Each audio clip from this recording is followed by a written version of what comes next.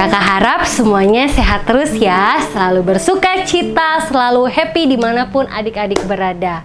Oke, adik-adik, siapa yang minggu lalu ikut ibadah? Ayo siapa? Kak Susan ikut ibadah loh.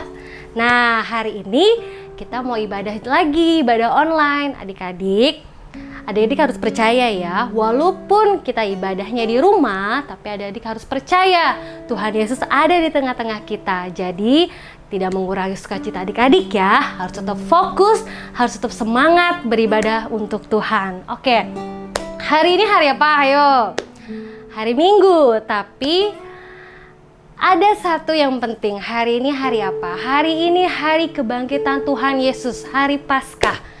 Tuhan Yesus telah mengorbankan dirinya untuk kita semua. Yesus mati di kayu salib untuk kita semua. Dan hari ini Tuhan Yesus telah bangkit untuk menyelamatkan kita semua. Jadi adik-adik harus bersuka cita untuk Tuhan. Adik-adik harus memberikan yang terbaik untuk Tuhan. Oke, hari ini kita mau bersuka cita untuk Tuhan. Kita angkat satu pujian.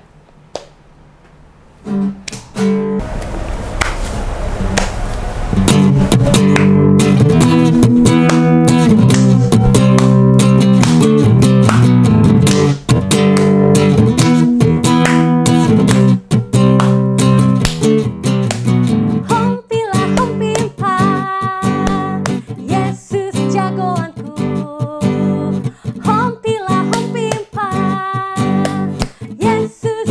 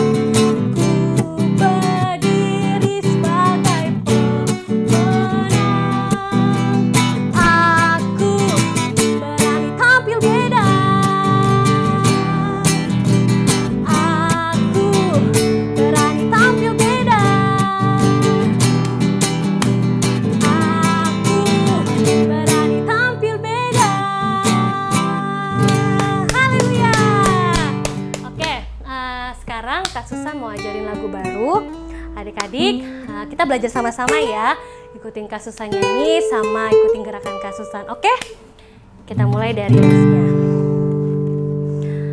Yesus hidup, Dia bangkit, Dia naik ke surga, siapkan tempat bagiku.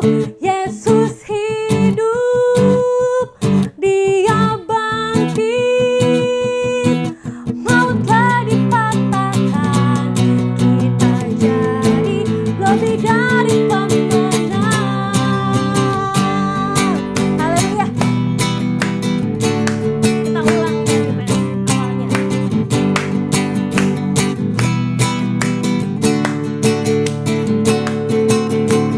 Kuasa maut telah dikalahkan oleh darah anak domba Allah.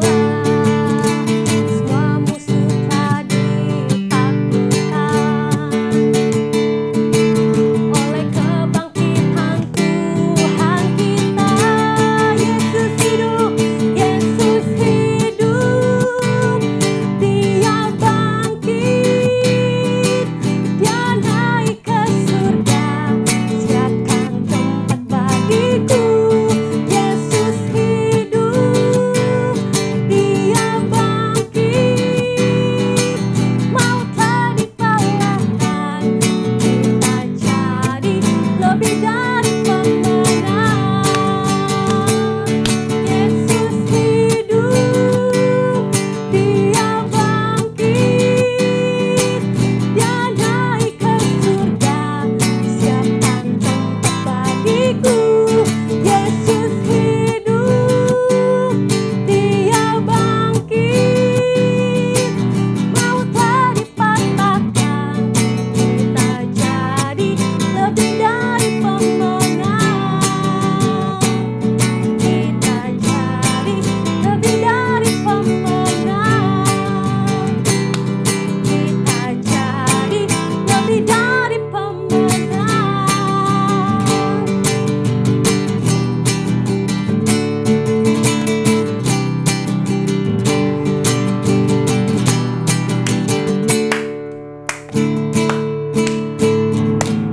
Haleluya.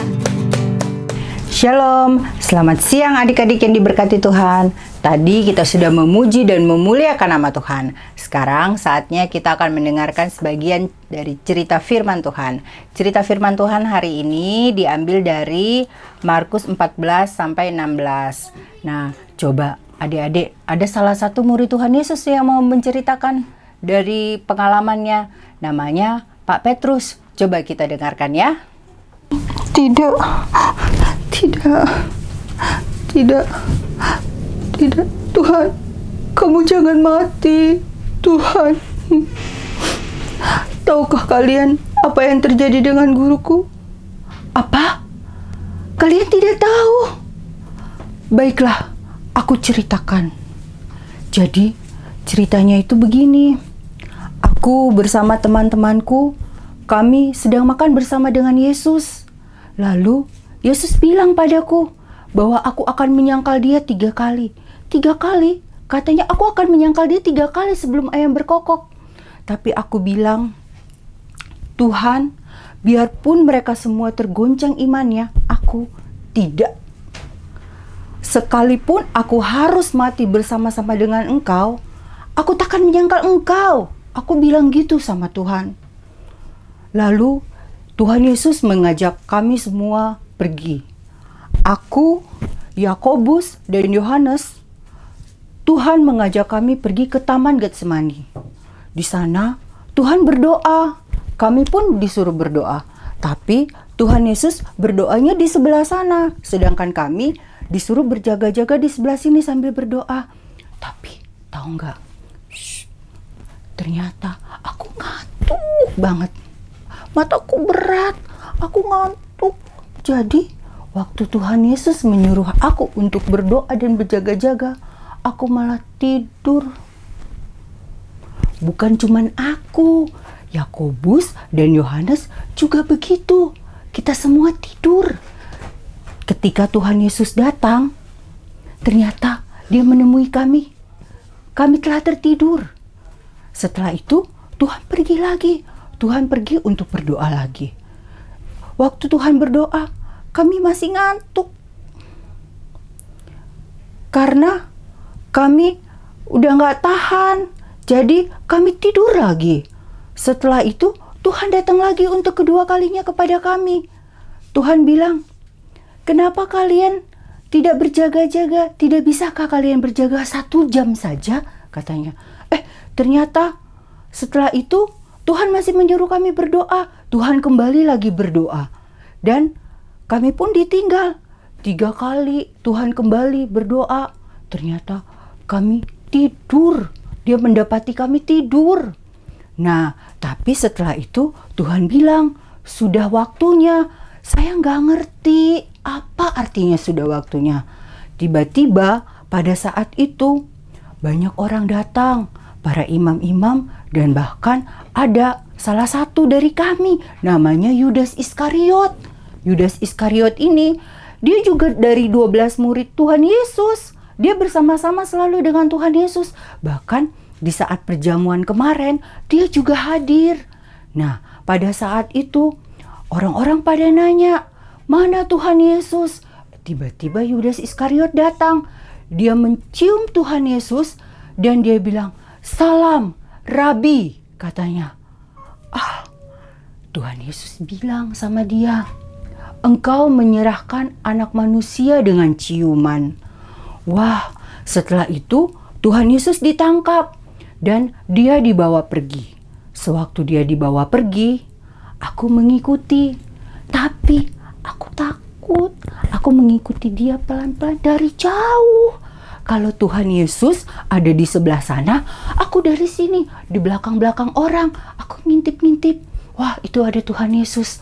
Nah, saat aku ada di bait Allah, di halaman bait Allah, ada seorang hamba perempuan imam besar. Dia bilang begini, "Engkau juga selalu bersama-sama dengan Yesus orang Nazaret itu." Aku bilang, "Enggak, bukan." Nah, setelah itu karena aku takut sama dia, aku pergi lagi ke sebelah sana yang agak jauh sedikit karena aku kan takut. Nah, setelah itu aku ketemu lagi sama dia. Dia bilang begini, "Iya benar, kamu juga termasuk salah satu dari mereka." Tapi aku bilang, "Enggak, bukan." Terus aku pindah lagi. Setelah aku pindah, ternyata orang-orang pada kenal sama aku. Mereka bilang gini, "Engkau juga selalu bersama-sama dengan Yesus orang Nazaret itu." Aku bilang, "Tidak, bukan. Aku nggak kenal orang yang kamu maksud." Tiba-tiba aku mendengar suara ayam berkokok. Kukuruyuk, kukuruyuk. Aku jadi ingat Tuhan bilang bahwa aku akan menyangkal dia 3 kali sebelum ayam berkokok. Setelah itu, aku menyesal bahwa aku telah menyangkal Yesus sampai 3 kali. Nah, dalam saat aku menyesal itu, aku tetap diam-diam mengikuti Yesus dari jauh. Aku lihat ternyata Tuhan Yesus itu disiksa dan bahkan dia disuruh pikul salib. Tuhan Yesus itu memikul kayu salib. Dia memikul kayu salib. Dia memikul kayu salib pelan-pelan sampai jauh, sampai di bukit Golgota. Nah, pada saat itu Tuhan Yesus akhirnya dipaku di kayu salib. Dia tangannya dipaku, kakinya dipaku, dan lambungnya ditusuk. Pada saat Tuhan Yesus mati, tiba-tiba tabir bait Allah terbelah 2. Nah, di saat itu juga aku jadi ingat, waduh, kenapa ya aku menyangkal Tuhan Yesus sampai 3 kali. Aku menyesal. Aku hanya bisa melihat Tuhan Yesus disalib dan sekarang dia sudah dikuburkan. Dia dikuburkan. Kami semua, teman, saudara, Maria, Ibu Yesus, kami semua sangat sedih. Sangat sedih. Shalom adik-adik. Nah, tadi kalian sudah dengar kan cerita dari Om Petrus. Nah, tadi yang cerita itu namanya Petrus. Petrus itu adalah salah satu dari murid Tuhan Yesus. Cerita itu ada di dalam Markus 14 sampai 16. Tapi jangan khawatir, cerita itu tidak hanya di situ saja. Masih ada kelanjutannya. Coba kita buka dalam Markus 16 ayat 6. Kali dibacain ya. Tetapi orang muda itu berkata kepada mereka, "Jangan takut. Kamu mencari Yesus orang Nazaret yang disalibkan itu. Ia telah bangkit. Ia tidak ada di sini. Lihat, inilah tempat mereka membaringkan dia. Tetapi sekarang pergilah, katakanlah kepada murid-muridnya dan kepada Petrus, ia mendahului kamu ke Galilea. Di sana kamu akan melihat dia seperti yang sudah dikatakannya kepada kamu." Nah, adik-adik, tadi kita mendengar cerita Petrus. Petrus itu menyesal. Nah, ternyata Tuhan Yesus itu, dia mati di atas kayu salib, itu bukan kekalahan sebagai umat Tuhan, bukan. Tapi justru dengan kematian Yesus di kayu salib, dia telah menebus dosa kita. Dosa Kak Lady, dosa adik-adik, dosa mama, dosa papa, dosa semua manusia yang mau percaya kepada Tuhan Yesus. Nah, seperti Petrus tadi, dia mau menyesal. Dia menyesal dan dia minta ampun kepada Tuhan. Tuhan mau mengampuni Petrus. Begitu juga kita. Kalau kita telah berdosa, kita melakukan sebuah kesalahan, kita nggak usah takut, kita nggak usah malu. Tapi yang harus kita lakukan adalah kita berdoa meminta pengampunan kepada Tuhan, kita menyesali dosa kita, dan kita kembali melakukan hal-hal yang baik. Kita nggak boleh lagi melakukan dosa yang tadi kita lakukan itu. Jangan kita menyesal, terus nggak taunya dibikin lagi. Nah, itu nggak boleh. Jadi kalau kita menyesal, kita harus berusaha untuk tidak melakukan dosa itulah lagi. Dosa itu apa ya? Nah, dosa itu adalah pelanggaran terhadap perintah Tuhan. Jadi kalau Tuhan itu menyuruh kita harus berbuat baik, kita suka menolong, kita nggak boleh marah-marah, itu harus kita lakukan. Kalau misalnya kita marah-marah terus, berarti kita tidak melakukan perintah Tuhan, kita melanggar perintah Tuhan, itu dosa. Nah, kalau begitu kita harus minta ampun dan berdoa kepada Tuhan. Dan kita harus berusaha untuk supaya kita tidak melakukan dosa itu lagi. Nah, seperti itu. Jadi di sini siapa adik-adik yang mulai dari sekarang, mulai dari hari ini, kita akan berusaha untuk melakukan yang terbaik buat Tuhan. Kita akan berusaha untuk menghargai pengorbanan Tuhan Yesus di kayu salib. Karena kalau Tuhan Yesus saja dia mau berkorban untuk kita supaya kita diselamatkan, makanya kita juga harus menghormati dan menghargai pengorbanan Tuhan Yesus itu. Kita harus selalu berbuat baik. Kita harus selalu berusaha untuk menuruti semua hukum-hukum dan perintah-perintah yang Tuhan berikan kepada kita. Nah, sampai di situ cerita hari ini. Sekarang mari kita berdoa. Tuhan Yesus, terima kasih Tuhan untuk kebaikan-Mu dalam kehidupan kami. Terima kasih Tuhan untuk pengorbanan Engkau di kayu salib buat kami. Kalau Engkau telah menebus dosa kami Tuhan, Tuhan kami mau menghargai Engkau. Kami mau menghargai pengorbanan-Mu di kayu salib Tuhan. Ajarkan kami untuk selalu dengar-dengaran akan perintah-Mu. Ajarkan kami untuk Tuhan selalu memberkati banyak orang Bapa. Terima kasih Tuhan supaya kami juga mau Tuhan melakukan hal yang terbaik buat Engkau. Dan juga Tuhan pada saat ini kami mau berdoa untuk bangsa dan negara kami Tuhan. Di tengah situasi yang terjadi pada saat ini Bapa, biar Engkau memberikan kekuatan kepada bangsa dan negara kami Tuhan.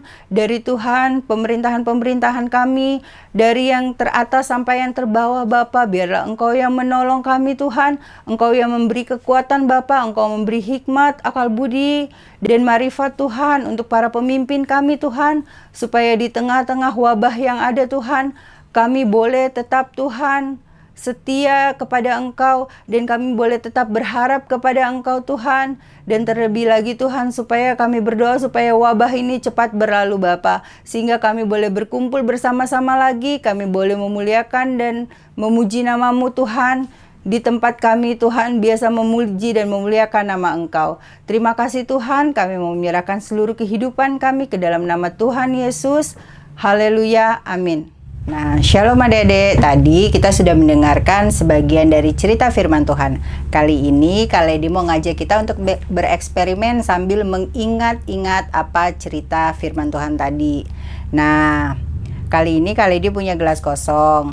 Gelas kosong ini mengingatkan kita akan hidup kita. Pada awal mulanya, Adam dan Hawa itu dia tidak berdosa. Dia suci. Tuhan menciptakan Adam dan Hawa itu serupa dan segambar dengan Allah.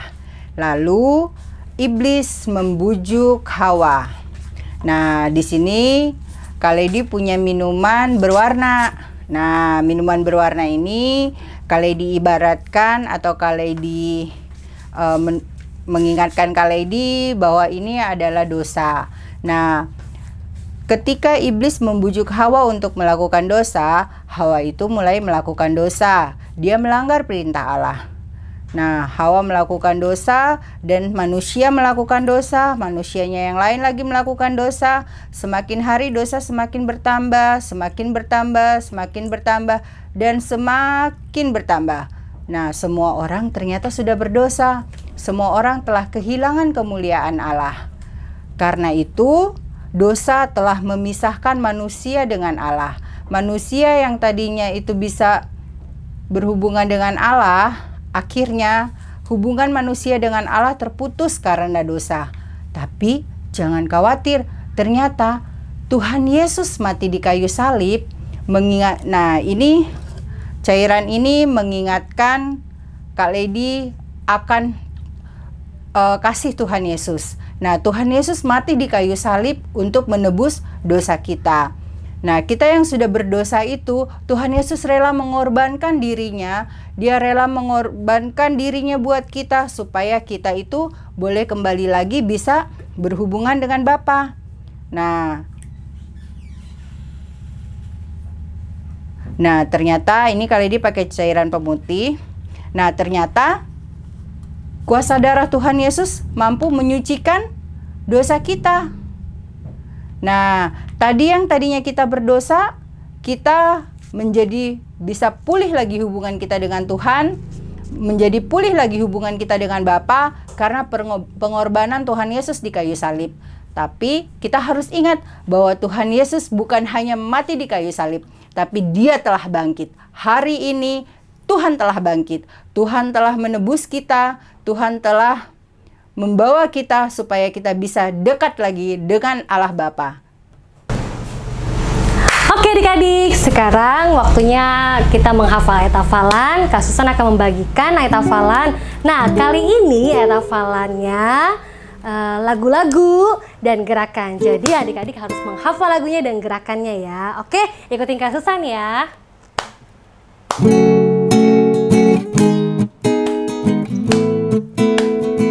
Karena begitu besar kasih Allah akan dunia ini, sehingga Ia mengaruniakan anaknya yang tunggal, supaya setiap orang yang percaya kepadanya tidak binasa, melainkan beroleh hidup yang kekal. Yohanes 3 ayat 16.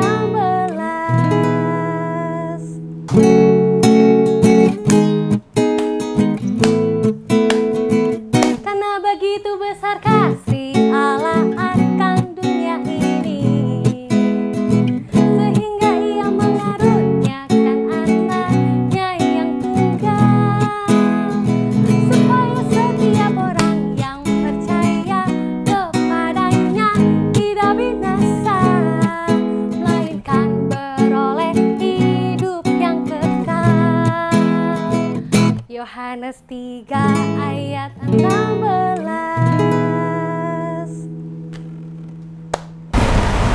Oke, bisa kan adik-adik? Oke, coba di rumah ya dan perkatakan dengan iman. Oke?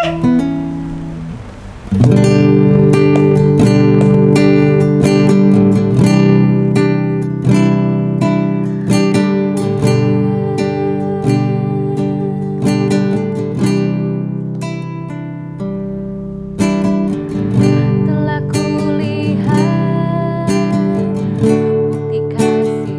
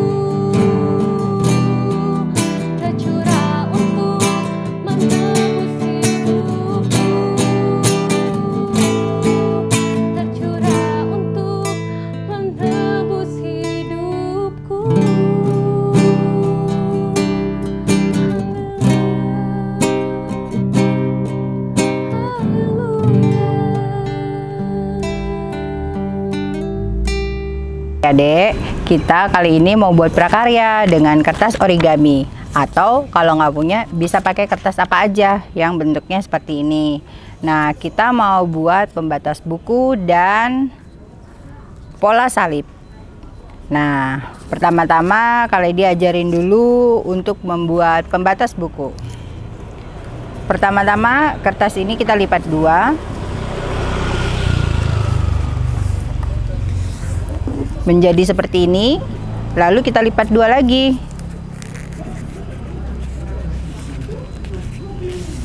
Bentuknya menjadi segitiga sama besar.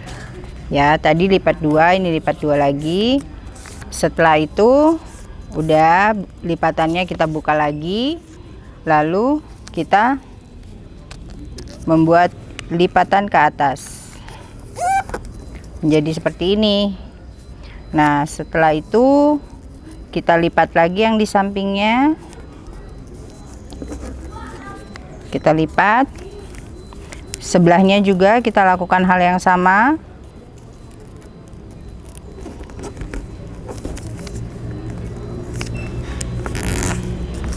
Kita lipat. Sesudah itu kita buka lagi. Lalu kita lipat dari sini ke sini.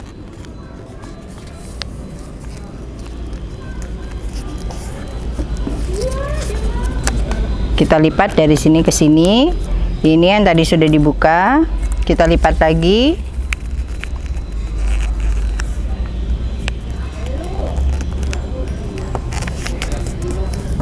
Nah, udah jadi seperti ini. Kita tinggal masukkan lipatan kertas yang tadi ke dalamnya. Yang sebelahnya juga kita masukkan.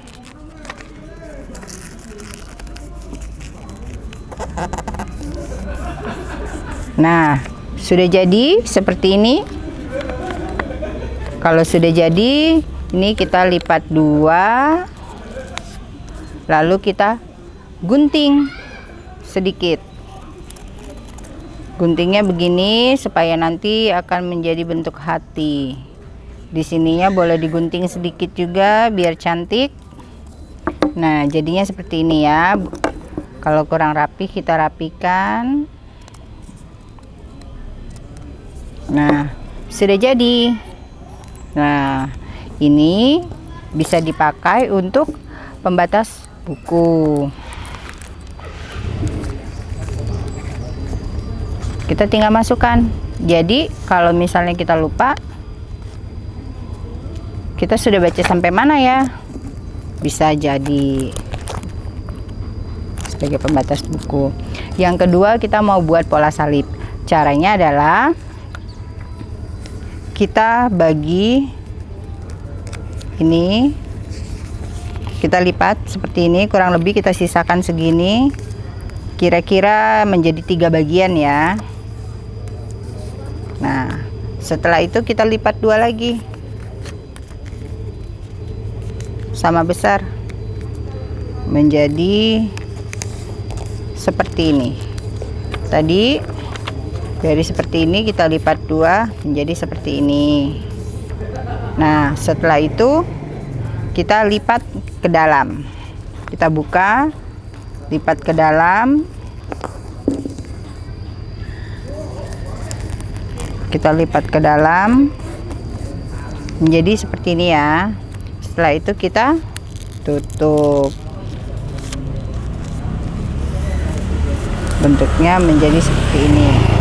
Setelah itu dengan penggaris coba kita ukur kurang lebih 2 cm. Kita tandain di sini. Di sini kita tandain 2 cm. Nah, udah ya, ini kan udah ada tandanya. Kita garis.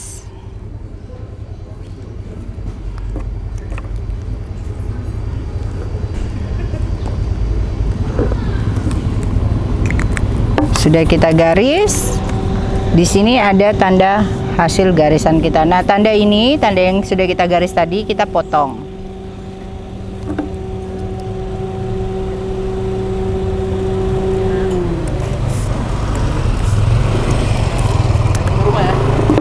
kita potong.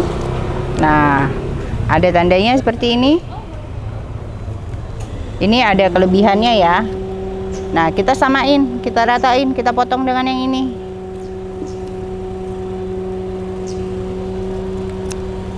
Nah, sudah sama. Sekarang kita tinggal buka. Teneng. Pola salib kita sudah jadi. Ini juga bisa dipakai untuk ini Kak Lady mau tandain yang di sini. Nah, sudah jadi. Nah, kenapa hari ini kita buat pembatas bukunya bentuk salib dan bentuk hati? Karena ini mau mengingatkan kita akan kasihnya Tuhan Yesus yang sudah mati di kayu salib buat kita semua. Halo adik-adik, kali ini kakak akan memberikan kalian 3 challenge. Challenge yang pertama adalah menyanyikan lagu Hompila Hompimpa dengan gerakan. Yang kedua, menghafal ayat hafalan dengan lagu dan gerakannya juga. Dan yang ketiga, membuat prakarya. Dan jangan lupa untuk upload ke Instagram dan tag ke @baritokids atau kirim ke guru kelas masing-masing. Selamat mengerjakan. Tuhan Yesus memberkati.